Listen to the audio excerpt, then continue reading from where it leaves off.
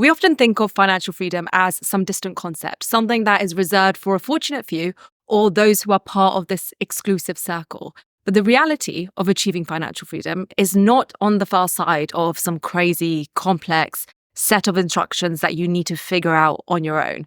And so in this video, I wanted to walk you through the 4-step payday routine that I believe, if you can get right, will help you master your financial life with less stress and more confidence than you've ever had before. Before I get into it, what does financial freedom mean to you? I asked you guys this question on my newsletter some time ago, and I wanted to read out some of the snippets from the answers that I got. Financial freedom means to me being able to choose where I want to sit on an aeroplane and not having to worry about the additional cost. Being able to eat good food whenever I want and enjoy a fresh haircut every 3 months.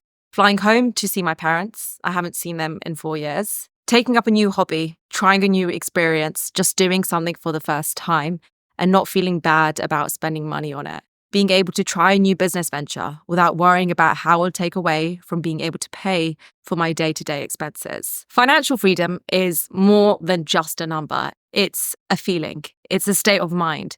It's the idea of feeling so confident and in control of your finances that you're able to spend freely on the things that you love today, knowing that it's not taking away from your other priorities and your bigger life goals. So let's get into the 4 steps. By the way, if you're someone who wants to go away and implement everything from a video step by step, I have a downloadable cheat sheet that gives you the summary of each of these points and details on exactly what you need to do. It's completely free and you can download it in the description below. The first step is to track. There is a famous quote that is, the first step towards getting somewhere is to decide you're not going to stay where you are. And then I would say the second step towards getting somewhere is to know where you currently are. I always hear people say, I'm trying to save more this year, or I'm trying to spend less this month. And my first question is always, how much did you spend last year? Or how much did you spend last month? Most of the time, they have no idea. But if you don't know where you currently stand, how can you get better? So that's the very first thing to do. Track where you are right now. You want to categorize your spending into 3 buckets: your fundamental expenses, your fun expenses, and then the amount you're putting towards the future you. Fundamental costs are your essential living costs. So this includes your mortgage, your rent, utilities, car or transportation, groceries, and minimum debt payments. You want to try and aim for all of these to total up to less than 50 to 60% of your take-home pay. If you are thinking there is no way that these costs can total less than 60% of my take-home pay, then the 2 you want to start with focusing on are your car and your home, because these tend to take up the biggest chunk of our income. And we don't need to be able to afford to pay for the entire purchase. We just need to be able to afford the monthly payments. And so because of this, we end up buying a bigger home or a nicer car than our debt to income ratio allows. So other than the 50 to 60% guideline for your fundamental costs, another way to see if you're on track is to add up all of your monthly debt payments, so your mortgage, your car payments, and any other loans or debt payments that you have, and divide it by your monthly gross income. And you want to try and keep this between 35 to 50%. 35% is on the good side, 50% is on the higher side. If you want to balance enjoying the things you love today with long-term investing and short-term saving, then it's going to be hard when you have a huge car payment or a mortgage payment that takes up all of your income. It may be that you have to make some uncomfortable changes in the meantime, but they will be temporary and it will make a big difference. Once you're past step 1, we move on to step 2, which is to save and repay. A third of adults in the UK have no savings or less than £1,000 in their bank account. And 78% of Americans don't even have 1 month of their income saved up. If you are able to save just 1 month of your living costs, then you are in a better place than most people. And this is purely for the psychological comfort. When something goes wrong, you already have the financial stress of worrying about how you're going to pay for it.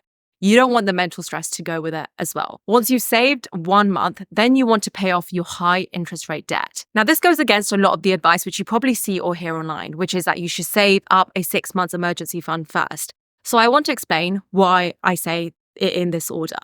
Let's say you had saved up $5,000, earning 5% interest annually, and it pays you $250 each year. Let's say you also have $5,000 on your credit cards with a high interest rate of 22%. Costing you $1,100 every year. When we compare the interest you earn with the interest you pay, you're actually losing $850 every year.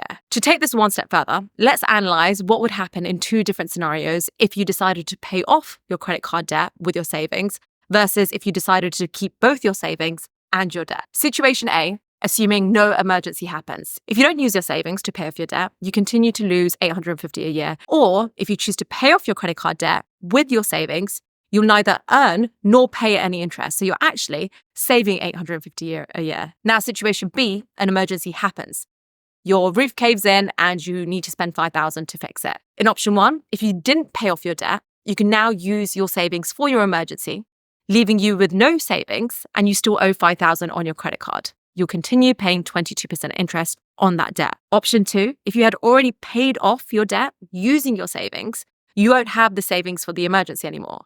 So you need to use your credit card again. So paying off the debt will save you money in interest payments, putting you in a better financial position unless an emergency forces you to borrow again. Then you'd be in no different of a situation than you were in originally. That is the reason why I talk about doing it in this order. Once you pay off your high interest rate debt, then you can also build out your emergency fund to 3 months, 6 months, while simultaneously doing the next step as well, which is number 3, to invest. This is really important because this is where real long-term wealth is created. This is where 10% of your income should be going at a minimum. And the way in which you invest really depends on what path to financial freedom you want to take. There's the investing in yourself route. So this comes down to investing in your knowledge, investing in your skills, whether it's entrepreneurial skills, sales, marketing, business, or skills that increase your value as an employee. So for instance, leadership training, skills that help you get to where you want and build wealth faster by increasing your personal value. Then there's a passive route, which is investing in assets that compound. Real estate, the stock market. If you can dedicate 10% to this, 10% of your income every month, this money will grow and compound, and there will be a point where you make more from your investments than you do from your income. Let's look at two scenarios. If you started investing at 35 years old and you invest $500 a month for 10 years, then by the time you're 50, you would have $190,634. And of that, only $90,000 is your own money. The remaining $100,000 is free money that you made in interest. Whereas if you started investing at 40, you could still end up with a similar portfolio by the time you're 50, $191,249, but you would have to put in $1,000 a month. You're putting in double every month. So in total, $120,000 of it would be your own money. And then the remaining would be through interest. This is the power of compounding and why the earlier you start, the better. You may already be doing this through your employer, through a retirement contribution. And then you also want to use tax-free accounts that are available first and then look into taxable accounts as well. Then the fourth step is to manage. There's a famous quote by Benjamin Franklin that is, "Beware of little expenses. A small leak will sink a great ship." It's normal for your spending to rise as your income rises. It's human behavior.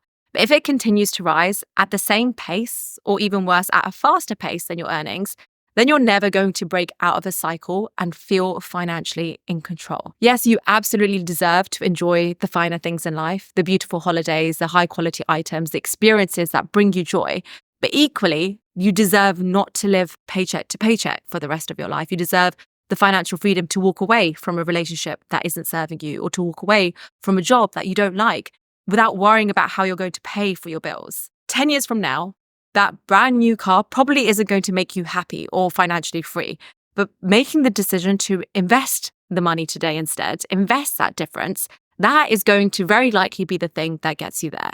You want to make sure that you take the time out every 12 months to review your finances, increase the amount that you can invest, adjust your investments if you need to, and as you approach retirement, make sure you evaluate your risk appetite. Being financially free doesn't mean quitting your job or becoming a millionaire.